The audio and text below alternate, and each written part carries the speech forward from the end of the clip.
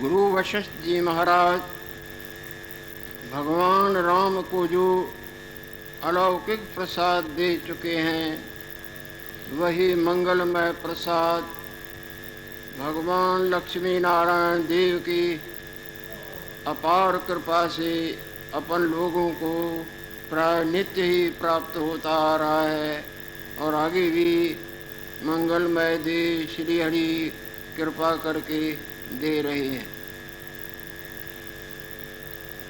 गुरुदेव ऊपर कह चुके हैं कि हे राम जी,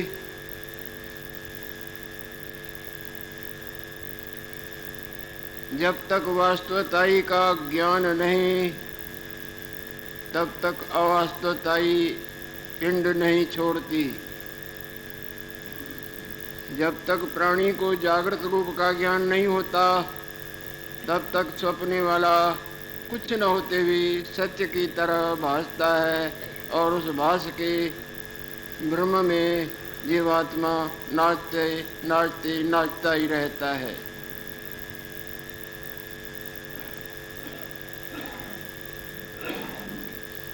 जब वास्तवताई का बोध होता है, तब अवास्तवताई जिसको अज्ञान कहा जाए वो नष्ट हो जाता है।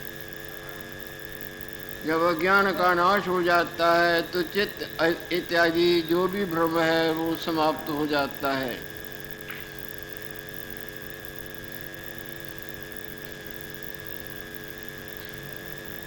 और ये ईश्वरीय कृपा तब ही प्राप्त होती है जब अध्यात्म विद्या, जिसको भगवान कृष्णचंद्र ने राज विद्या के नाम से वर्णन किया है, दूसरे शब्दों में जिसको वेदांत शास्त्र कहा जाए, जिसके अभ्यास कर अज्ञान दोष समाप्त हो जाता है।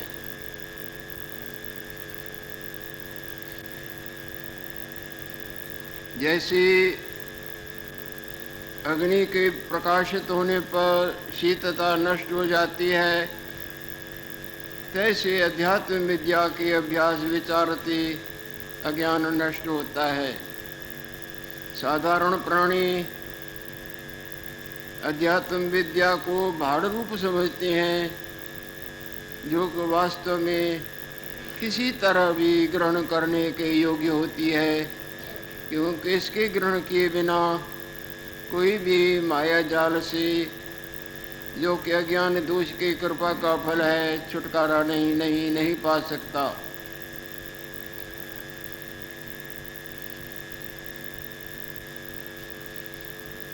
अध्यात्म विद्या के अभ्यास विचारते अज्ञान नष्ट हो जाता है।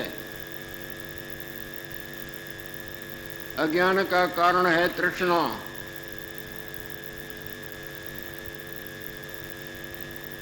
जब तृष्णा समाप्त हो जाती है भोगों से और माया की रमणीकताई के सब चकमों से और मिथ्या हम वासना इत्यादि को से,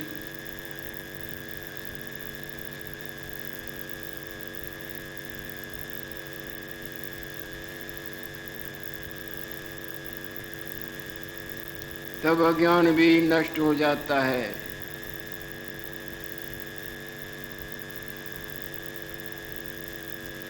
हे राम जी,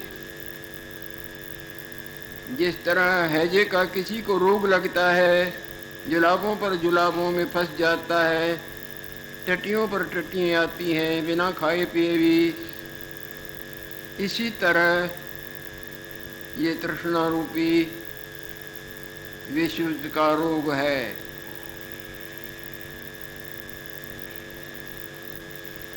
इस रोग से छुटकारा पाने का यदि कोई उपाय है तो यही महामंत्र है। अध्यात्म शास्त्र का सुनना, गुनना, गुने हुए सार को ग्रहण करना,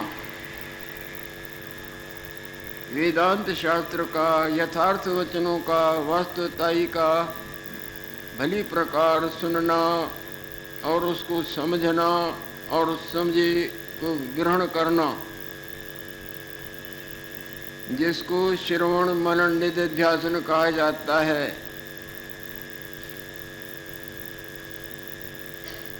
सचमुच में जब ईश्वर की कृपा होती है तब इस ब्रह्म विद्या का सुनना, विचारना और निकले सार को ग्रहण करने का इसको वास्तव में लाभ प्राप्त होता है। नहीं तो माया के मुंह में, माया के चक्र में ही जीवन खपा खपा के अपने अमूल्य समय जीवन को नष्ट करके भटकता ही रहता है। अध्यात्म शास्त्र के अभ्यास कर ये तृष्णा जो ज्ञान का मूल है, अज्ञान का कारण है, वो नष्ट हो जाती है। उसमें दृष्टांत देते हैं जिससे सर्दी के दिनों में कुहर खत्म हो जाती है।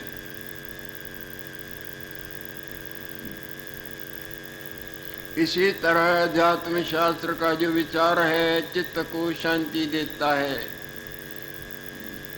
और चित्त का पसारा ही संसार कहलाता है। चित्ते चलती संसारो, संसार का मूल ये चित्त की चलन है। जैसे स्वप्न वाले संसार का चलना चित्त की चलन है ना। अगर चित्त न चले, गाढ़ निद्रा में चित्त नहीं चलता, क्या दिखता है किसको? इसी तरह ये जो भी हमको दिख रहा है, दिखने में भगदौड़ हो रही है, ये सब चित्त की चलन मात्र है। और ये चित्त की चलन जब तक चलेगी तब तक संसार दिखता आया है, जन्म मरण भी दिखता आया है, दिख रहा है, दिखता ही रहेगा। इस चित्त के चलन को शांत करने के लिए ये वेद विद्या, जिसको ब्रह्म विद्या कहा जाता है, जिसको वेदांत शास्त्र कहा जाता है, जो वास्तव में मंगलमय प्रसाद है, इसको पाना परम परम परम आवश्यक है।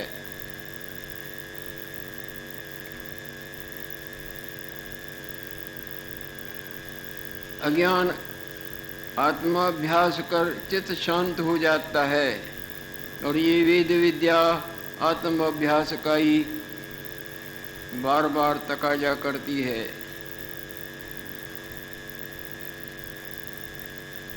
विचार कर मूर्खता नष्ट होती है। प्रकाश कर जिस तरह अंधकार नष्ट हो जाता है,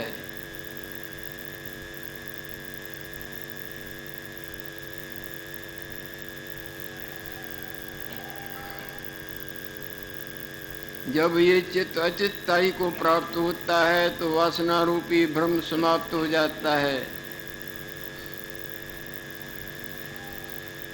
जब फिल्म उतर जाता है तब पर्दे पर कुछ नहीं दिखता है। जब चित्त गाढ़ निद्रा में दब जाता है तब न जागृत का दिखता है न स्वप्ने का दिखता है, परंतु जैसे ही दबी हुई चीज निकलती है, ये चित्त उभरता है, जगता है, तो फिर इसको ये ब्रह्म मूलक सत्य की तरह बांस बांस के फंसा के फंसाता रहता है।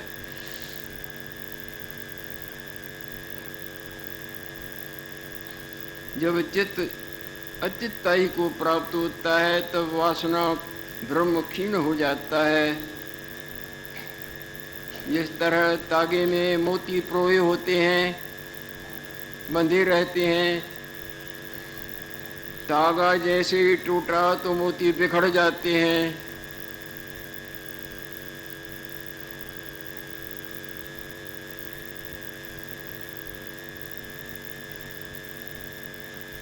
धागे के टूटे थे मोती भिन्न भिन्न हो जाते हैं। इसी तरह ज्ञान के नष्ट हुई मन और इंद्रियों, मैं और मेरा, तू और तेरा, ये सब जितनी भी माया है सर्व नष्ट हो जाती है।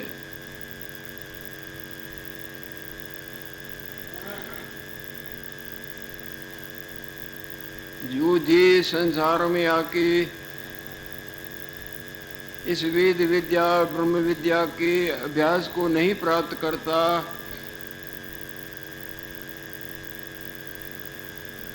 अध्यात्म शास्त्र के अर्थ को नहीं धारण करता,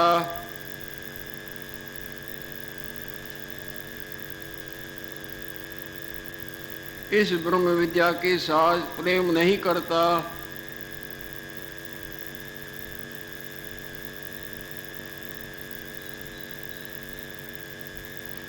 उसके लिए देखो कितना भयानक शब्द गुरुदेव बोल रहे हैं। जो पुरुष अध्यात्म शास्त्र के अर्थ को नहीं धारते, प्रीति नहीं करते, सो पापी है, कीड़े आदि नीच योनियों को प्राप्त होता है। कीड़ा सर्प भी कहीं, गंदे गंदे छोड़ चोले और भी कई तरह के कीड़े होते हैं। जो पुरुष अध्यात्म शास्त्र के अर्थ को नहीं धारते और प्रीति नहीं करते, सो पापी कीटादिक नीच योनि को प्राप्त होवेगा।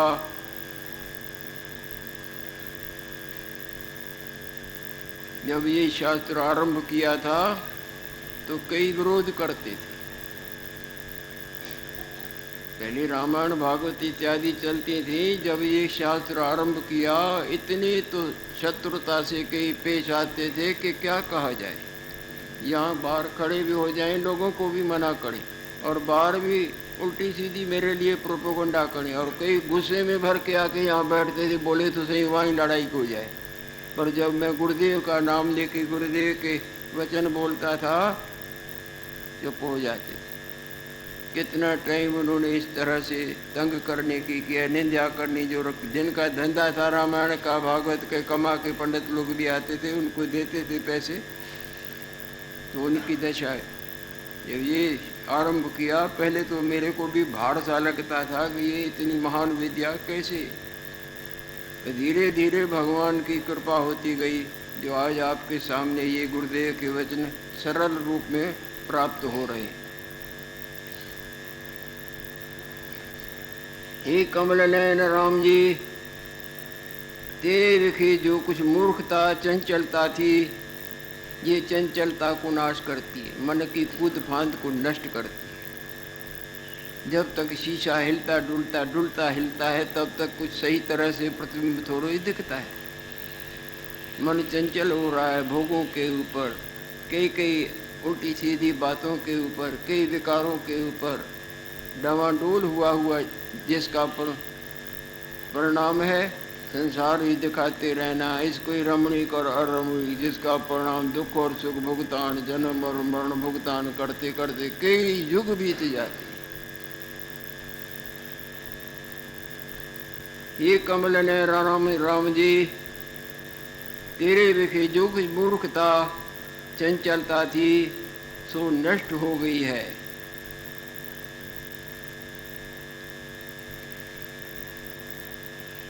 जैसे पवन के ठहरने से जल का हिलना डुलना समाप्त हो जाता है, जल अचल हो जाता है, तैसे तू अब स्थिरता को प्राप्त भया है। जैसे कपड़ा मार खा के गर्म पानी हाथ इत्यादि उन स्पर्शों का सहन करते करते अपनी मैल खो देता है, तब शुद्ध होता है। और शुद्ध वस्त्र ही रंग ग्रहण करने का अधिकारी होता है। अशुद्ध को रंग भी दो तो वो रंग भी बिगड़ जाएगा।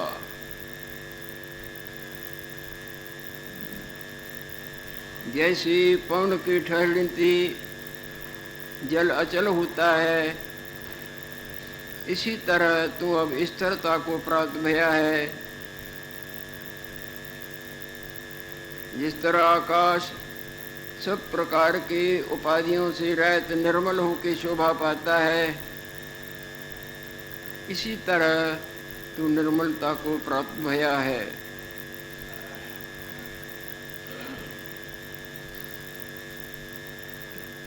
इस तरह से मेरे को समझ में आता है। ऐसी गुरुदेव बोल रही हैं राम भगवान के प्रति। ऐसे मैं मानता हूँ कि मेरे वचनों कर तू बोध को प्राप्त हुआ है। जैसे कोई झटकों को ग्रहण करके जागृति को प्राप्त हुए, इसी तरह मेरे वचनों के तुम्हारे मन को जो झटके लगे हैं, इसीलिए इससे तुम बोध को, जो साम्य अवस्था है, शांत अवस्था है, ऐसे निर्मल ज्ञान रूपी मंगलमय प्रसाद को तुमने ग्रहण किया है।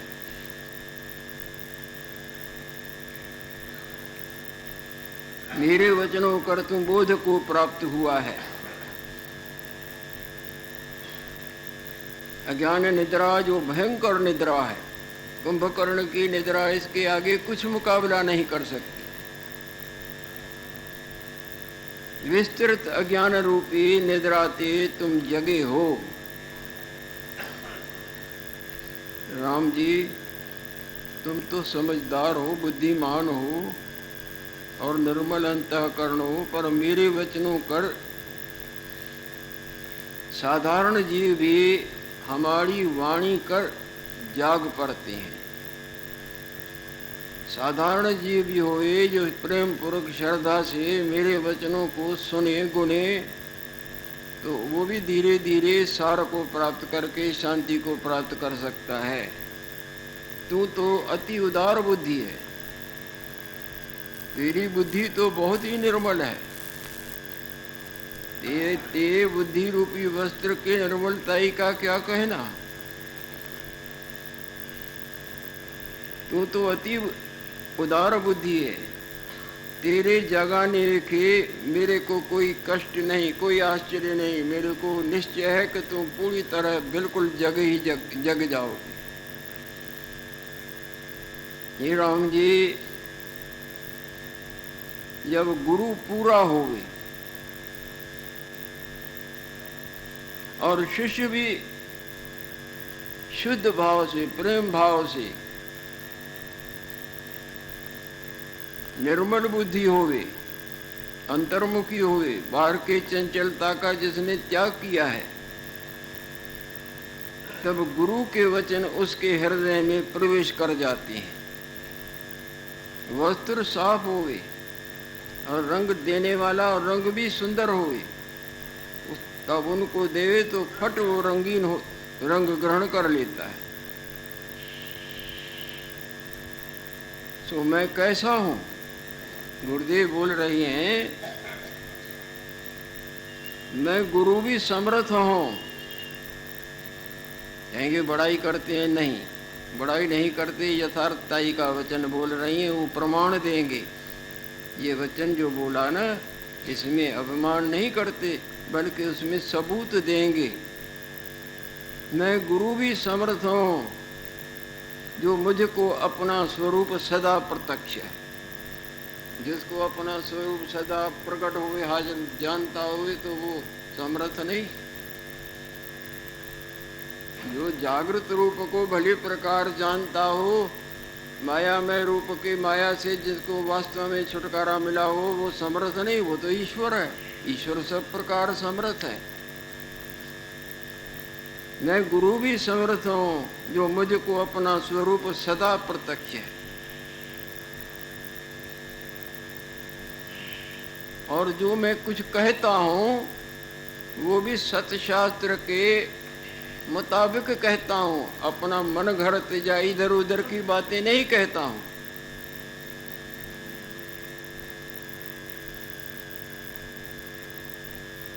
और सत्यशास्त्र के अनुसार में वचन कहे हैं।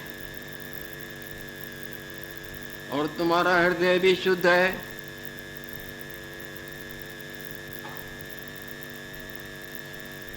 उसमें मेरे जो वचन है प्रवेश कर गए हैं, जैसे साफ वस्त्र में रंग प्रवेश कर जाए, अथवा जैसे तपी हुई अग्नि पृथ्वी विखे जल की बूंदें आके पड़े तो वो तपी हुई भूमि एकदम ग्रहण कर लेती है ना। इसी तरह जीवों का जो हृदय संतप्तताई को प्राप्त हुआ है, वो यदि मेरे वचनों को सावधानी से ग्रहण करें तो उनको शीतता का, शांति का प्रकार लाभ अवश्य प्राप्त हो। सुनते ही नहीं, अपनी मनमानी सुनते हैं। और बहुत करके देखा जाए तो धन कमाने वाले या पैसे का लोभ जिनको लगा हुआ है लाखों रुपए जोड़ने का और भक्तों से वाह लेने का या सेवा लेने, मंडल बनाने, पोथी चलाने या मत कोई चलाने का, वो बहुत करके रोचक और भयानक सत्संग की घंटी ही बजाते हैं। हमेशा रोचक और भयानक की घंटी नहीं बजाई जाती है, हमेशा नींवें नहीं भरी जाती हैं। नींवें भर के फिर ऊपर मकान चढ़ाना होता है, नहीं तो क्या नींवों में बैठना है। भगवान कृष्ण ने भी ऊपर मकान चढ़ाया न, अर्जुन को ज्ञानामृत का मंगलमय प्रसाद दिया न। अर्जुन अज्ञानी था, वो नर का अवतार था। जन कल्याण के लिए ये मंगलमय प्रसाद, जिसको ब्रह्म विद्या कहा जाए, आत्मज्ञान का प्रसाद के कहा जाए, अर्जुन को निमित्त ही बना के सारा इस संसार के लिए भगवान ने ये ज्ञानामृत वितरण किया है। परंतु कई तो ऐसे भोले भाले उल्टा इन यथार्थ वचनों पर टका टोका टाकी करते हैं। जो टोका टाकी उनके बुद्धि के हीनता का परिणाम है। खुद भी चले हुए हैं और माया के जाल में उनको ये भक्त और माई भाई और धन, खाना पीना, कपड़ा लता, ये तरह तरह के रमणीक और सुख रूप और सत्य नजर आते हैं। उन्हीं के छल में वो भी चले जाते हैं और वो भी चले जाते हैं। कौन सी चीज यहाँ रहती है? देखते देखते सब गायब हो जाती है। क्षणात ऊर्ध्वम न जानामि विधाता किम विधास्यसि। एक क्षण के बाद क्या होगा कहा नहीं जाता है। एक झटके से सब मट्टी की मूर्तियां जो ये मैं करती हैं, मैं ऐसा और मेरा ये तेरा, सब मट्टी की मट्टी हो जाती। कई जिक्र कई पेपरों में अभी आपके जिंदगी में भी ऐसे दृश्य हुए हैं और सुनते भी हैं, देखे भी होंगे। सब जो अपने को कुछ मानते हैं, वो सब मानना मट्टी की मट्टी, मट्टी ही मट्टी हो जाती है। वो वासना भटकी, फिर भटक भटक के अनंत वासनाएं भटकती है और वो भटक भटक के अपने कर्मों से कोई चोला पहनते हैं, फिर उसी वासना के दृढ़ता में नाचते हैं और फिर मृत्यु के घाट उतरते हैं। युगों बीते जाते हैं, मरना और जन्मना, कपड़े पहनना और उतारना, देह रूपी कपड़े धरना, और हर कपड़े में कोई न कोई मेरा है, ये तेरा है, ये मैं हूँ, ये होता ही रहता है। ऊपर भी गुरुदेव ने बोला ना, वो कीट आदि योनि को प्राप्त होते हैं जो अध्यात्म शास्त्र से प्रेम नहीं करते।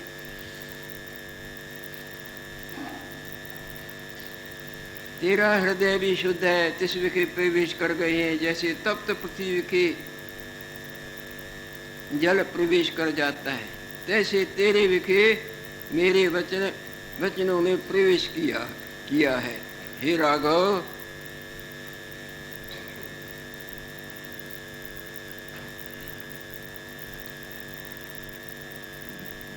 हम महानुभाव रघुवंश कुल के बड़े गुरु के गुरु हैं। आप यथार्थ बात बोलते हैं कि भगवान राम के बड़े उनके सामने प्रकट हुए और चले गए। दशरथ, दिलीप, उनके बाबा, उनके दादा, सब गुरुदेव की आयु बहुत बड़ी है, ये कारक हैं, संसार का कार्य चलाने वाले हैं। तुम्हारे कई पीढ़ियाँ मेरे सामने प्रकट हुई, बड़े हुए, राजा हुए और चले गए। हम तुम्हारे कुल के गुरु जो हुए उनके भी गुरु हैं। एक तो गुरु होता है, दूसरा कुल गुरु होता है, और कोई कुल गुरुओं के भी कुल गुरु, उनके कुलों को भी गुरु होते ही आए हैं।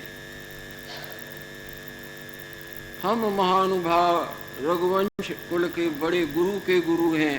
हमारी वचन तुमको धारण आते हैं, तुम समझदार हो, तुम मेरे वचनों को ग्रहण करते हो और खेदते रहते होकर अपने प्राकृत आचार को करो। मेरे वचनों को ग्रहण करो और हृदय में कोई दुख नहीं करो। जो भी तुम्हारी धर्म मर्यादा से क्रिया है उस धर्म मर्यादा से क्रिया को भी अपनाओ, तुम्हारे पर कोई भी दुख का दोष नहीं आएगा। आगे तुम सदा निर्मल की निर्मली यानी मोक्ष मंगलमय प्रसाद को प्राप्त करोगे। बड़े गुरु के गुरु हमारे वचन तुमको धारणे आते हैं और खेदते रहते होकर अपने व्यवहार में अपनी जो तुम्हारे वर्णाश्रम के मुताबिक कर्म है अपनी प्राकृत कर्मों को करो। जब इस तरह बोले तो वाल्मीकि जी महाराज बोलते हैं, कौन थे वाल्मीकि? जो बटमाड़ी का काम करते थे, जो अब भगवत शरणागति के गंगा में नहाते, बटमार से नहीं, वाल्मीकि भय ब्रह्म समाना। सपने में जो कंगालताई का कष्ट भोगता था, जगने पड़ो राजा देखता है। इसी तरह भगवत परायणताई मानो मंगलमय भगवत प्रसाद को प्राप्त करके भगवान का भगवान जानत तुम्हें है जाई। वाल्मीकि जी महाराज वचन बोल रहे हैं। इस प्रकार मुनीश्वर ने जब कहा तब सूर्य अस्त हो गया। सर्वसभा परस्पर नमस्कार करके अपने स्थान को गई। रात्रि की व्यतीत हुई। सूर्य का किरणों साथ बहुर आए बैठे। सूर्य के किरणों साथ बहुर आए बैठे। इति श्री योग वासिष्ठे निर्वाण प्रकरणे पूर्वार्धे चित्त भावा भाव वर्णनम नाम चतुर्थ सर्ग आगे का प्रसाद।